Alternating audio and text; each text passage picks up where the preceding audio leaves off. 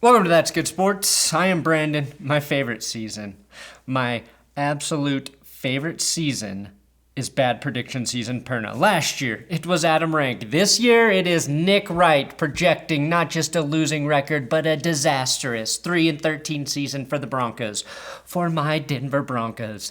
Adam Rank was not good at ranking things, and now it's Nick Wright who is Nick wrong about the Broncos. Next year, don't be surprised when ESPN's Jeremiah List predicts the Broncos to go 1-16, and the year after when it's FS1's Albert Division Standings projecting a 3-14 record for Denver. Today, I have Adam Rank warning Nick Wright about his 3-13 prediction and how it may ruin his career, and Raiders fans hating on Drew Lock for no reason. That's good sports.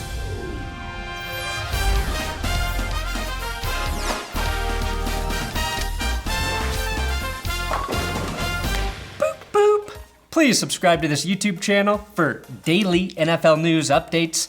Today's episode is sponsored by Manscaped.com/goodsports. That is your exclusive discount link to use to acquire the most complete below-the-belt grooming package offered anywhere. Summer is nearly here. Temperatures are heating up, which means you need to keep your pubes trim to minimize swamp ass in the blistering heat. Use the best ball trimmer in the game in the Lawnmower 3.0 to tame those wiry crotch hairs. Wait. Put your crotch hairs in the crosshairs with the Lawnmower 3.0, a waterproof, ceramic-bladed ball trimmer specifically designed for your bush and berries. Make sure you check out the Perfect Package 3.0 with my link, manscaped.com/goodsports, to receive your Lawnmower 3.0, a free pair of boxer briefs, a Manscaped travel bag, the pube mat, ball toner, ball deodorant, and a replacement blade if you want every 3 months for just $14.99. Manscaped.com/goodsports. Nick Never Wright has predicted the Broncos to go 3-13. That's his official stance. They say it's important to study history so that history does not repeat itself. Nick Not Wright has never studied history, probably why, even though he's a progressive, he has an alt-right haircut. Here we go again, though, another network suit who has mastered the art of the hot take, but failed to watch any actual football, and has predicted the Denver Broncos to finish in last place in the AFC West despite finishing second in a season where they started 3 different quarterbacks. Somehow the Broncos, whose second-year quarterback Drew Lock won 4 of 5 games, will win even fewer games and 3 times as many starts with a bunch more offensive weapons and, as of right now, more help on the offensive line in front of him. Somehow, Vic Fangio in his second season as head coach, with the quarterback position figured out, will take a giant step backwards. Now, unlike Adam Rank, Nick didn't even have the courtesy to discuss the Broncos when bringing up the AFC West. Oh no, he just mentions his precious Chiefs and the 2 games they will lose. Chiefs going 14-2. Now, I know a lot of you guys thought I'd pick them to go 16-0. I'm a realist. I don't think they're going to go 16-0. No, we did not think you would predict that because that would be irresponsible and stupid. Undefeated teams have happened twice in NFL history. But continue. I think they lose at Baltimore, and I think they lose at New Orleans. Lamar has never beaten Patrick Mahomes and the Chiefs. He's 19-1 against the rest of the NFL in the regular season. I think that ends this year. And he doesn't even explain why he thinks the Raiders will sneak into the playoffs. Just talks about the Chiefs nonstop and the Browns. We already know the Chiefs are going to be good. Give us some info of why, how the Raiders will win 10 games. Or why you put the Broncos so low. Oh, no, go ahead. Talk a little bit more about the Chiefs. The Chiefs then will be overwhelming favorites in their next 10 games leading into the Week 15 game at New Orleans. So I predict really good things for the Kansas City Chiefs being the 1 seed. And now I appreciate, with Adam Rank's segment, which was about 5 times shorter than this one, he gave me so much more to work with. So Adam, thank you. The Broncos went out and hired a 60-year-old coach. I do have a lot more respect for Eric Mangini now. In the West, the Broncos at 3-13. I think you're dead wrong there. Now, I have no problem with Nick Fake Wright stating that the Chiefs will be number 1 in the AFC West.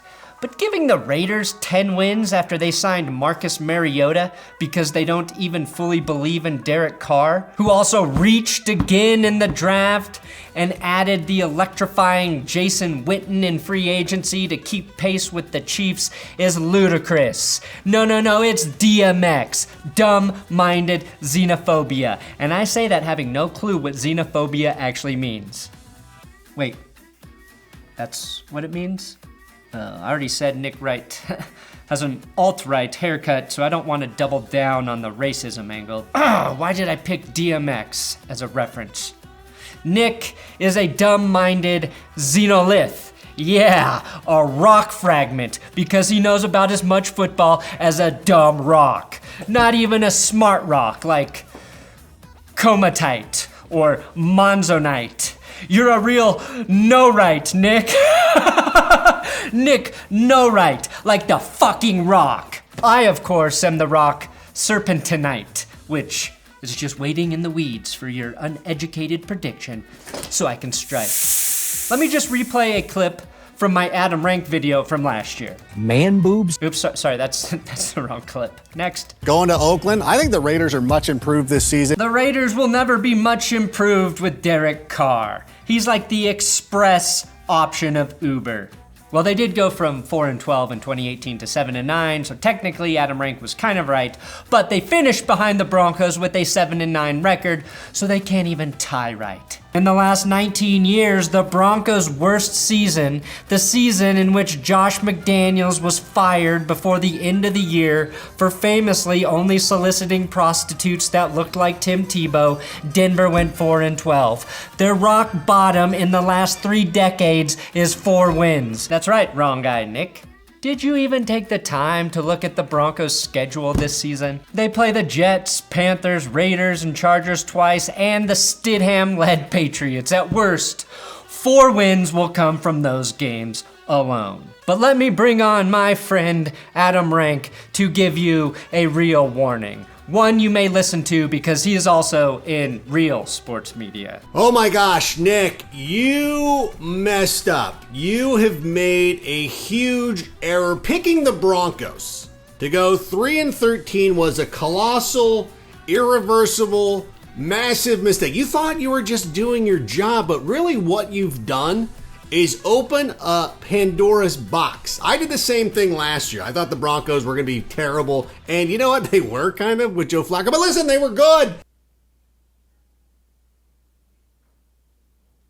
And not only did this young man named Brandon Perna, not only did he mock me for his millions and millions of YouTube followers. My millions of followers? Yes, that's one fact I'm not eager to correct Adam about. He went after my character.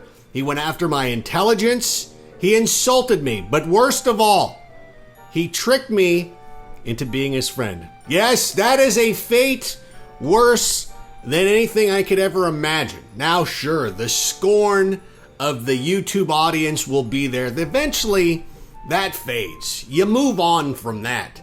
But having Brandon be your friend, that is something you will never, and I mean ever, be able to recuperate from. That's right, Nick. You have been warned. You have been warned about an incoming friendship. Now, Nick is a notorious Chiefs/Patrick Mahomes bootlicker, ball licker. I don't know. A notoriously ethical franchise like the Chiefs can do no wrong in his eyes, nor can LeBron James or anyone else that Nick decides he's going to stand for.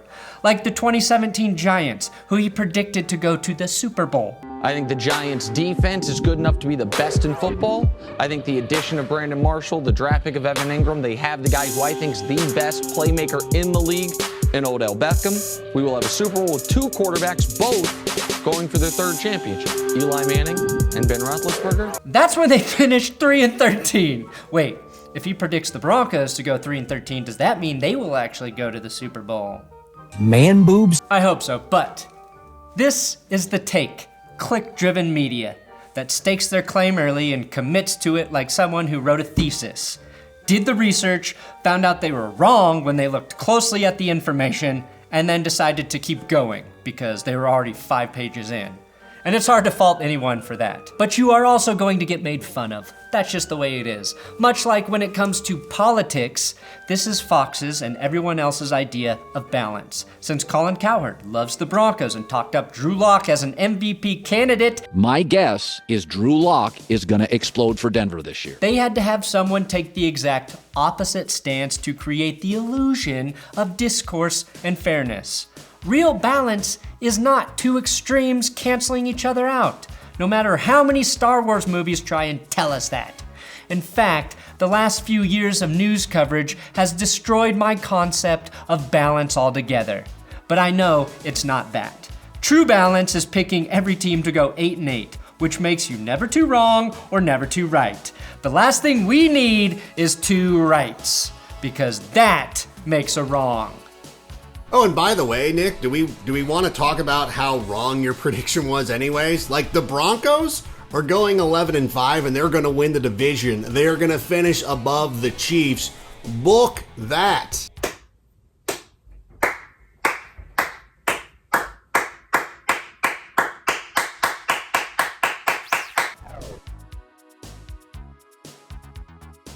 Now, DNVR's Ryan Koenigsberg, aka RK Fire, tweeted out a clip from a Raiders podcast network, and I'll play a little bit for you right here.